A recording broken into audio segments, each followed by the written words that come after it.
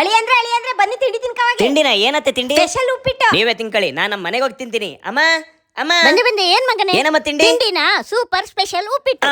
ನಾನ್ ಮಾತ್ರ ಸುಮ್ನೆ ಇರಲ್ಲ. ಉಪ್ಪಿಟ್ಟಂತೆ ಉಪ್ಪಿಟ್ಟು ಇವಾಗ ನೋಡ್ತಾರಿ. ಏನು ಇದು? ಅಷ್ಟು ಗೊತ್ತಾಗಿಲ್ಲ. ಪಿಜ್ಜಾ. ಯಬ್ಬ 1000 ರೂಪಾಯಿ ವೇಸ್ಟ್ ಮಾಡ್ತಿದ್ದಾನೆ ನನ್ ಮಗ.